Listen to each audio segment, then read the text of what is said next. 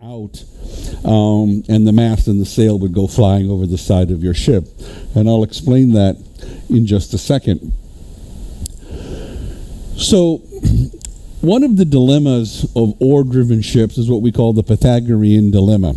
And that is, to maximize the efficiency of the stroke, the paddle has to hit the water at an angle of roughly 33 to 45 degrees.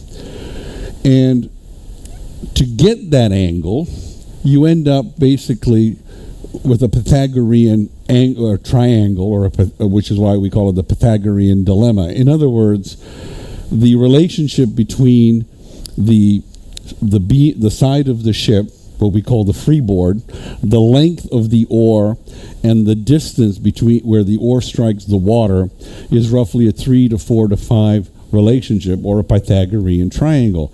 So what happens is that as you make the ships bigger, the corresponding length of the oar has got to increase. Now that creates a couple of problems. And you can see in the lower picture how all of the oars are essentially striking the water at the same angle. And because you have a bigger ship and multiple oars, the length of the oar is getting progressively longer. Now, an oar is basically a lever.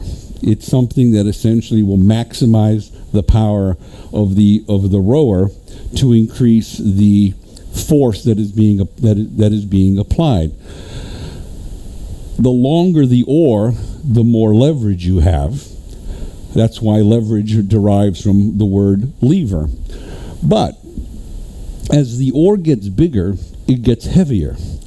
Now, the corresponding advantage of a longer oar is that the stroke is that much greater, and therefore you get more power, more leverage out of each oar stroke.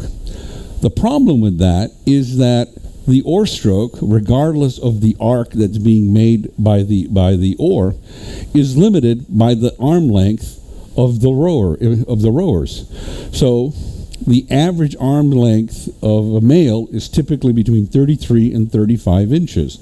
Next time you're buying shirts, check out what the arm length is, and you will find that roughly 80% of the shirts available have arm lengths between 33 and 35 inches. So what happens is, even though the oar is getting longer and you're getting more leverage from the longer oar, you can't maximize the benefit of the longer oar because you're still limited by the length of the rower's arms. So as you basically increased the size of these ships and added more oars, the efficiency of rowing went progressively down. So there were advantages to larger ships, but you paid for that advantage with a reduction in speed and a reduction in maneuverability. As the Ottoman fleet approaches, the galleasses pivot 90 degrees to present their beams to the approaching Ottoman fleet. Now this is beyond folly. You've just taken your least maneuverable, slowest ships, and you've just exposed their weakest side to the approaching Ottoman fleet.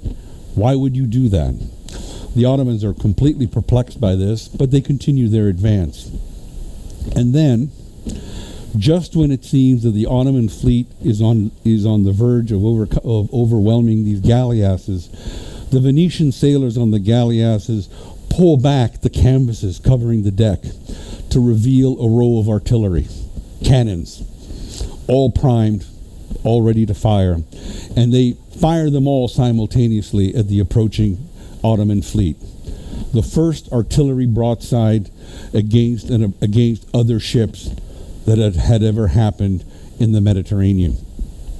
Once they fire their broadside, ships come out of the Christian line and basically tie themselves to the galleasses and row them back behind the Christian line. But oftentimes, whenever you see paintings, you'll see different scenarios of the fighting going on, but you still see the 6 galleasses in the middle of the line, even though by the time the fighting actually erupts, the galleasses were withdrawn behind the line. The next year, Leif Erikson, who was the son of Eric the Red, bought Bjarne's ship and proceeded to do the same voyage in reverse.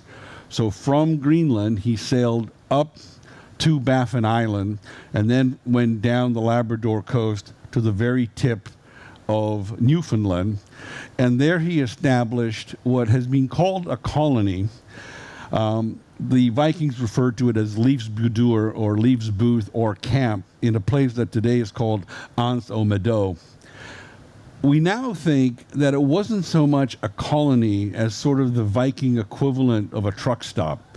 Essentially a place where you would go to get supplies, a place where you would stop if you were on a longer journey, as opposed to an actual settlement.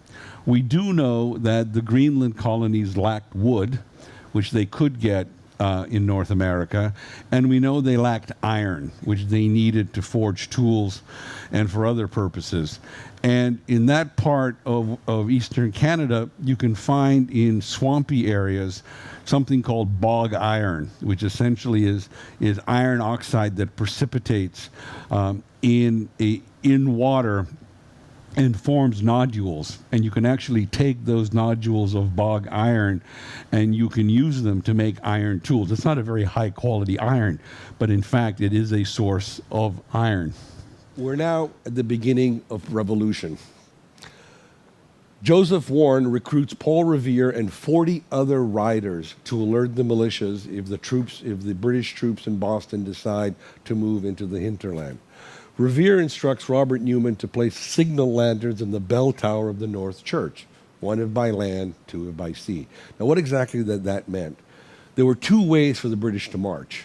By land meant they more or less followed I-90, what is today I-90, and then at the junction of I-90 and I-95, basically turned north. By sea meant they would cross the Charles River. Now, that was a faster way, but they had to use rowboats to cross the Charles River, so that would actually take them more time. So a total of 40 riders spread the alarm. They did not say the British are coming, because in 1775, virtually every person in the colonies considered themselves British. What they said was the regulars are coming. Now, in this whole incident, Paul Revere was generally pretty worthless. He was arrested at a British roadblock and detained overnight, so Paul Revere really did nothing. But Henry Wadsworth Longfellow decided to immortalize him a century later in the famous poem, The Ride of Paul Revere, which we all had to memorize in the 7th grade. Listen, my children, and you shall hear of the midnight ride of Paul Revere. Hardly a man is still alive who remembers that fateful day and year. That's all I remember. In any case, Lexington and Concord are the beginning of revolution. You know, whenever the Secretary of the Army or the Chief of Staff of the Army appears in an official event, the official flag of the United States Army is on display. And that flag is 189 streamers, color-coded, to commemorate every single battle that has been fought by the United States Army. And the very first two streamers are Lexington and Concord. So before there even was the United States, before there was even a United States Army, there was Lexington and there was Concord. And that's how it all begins.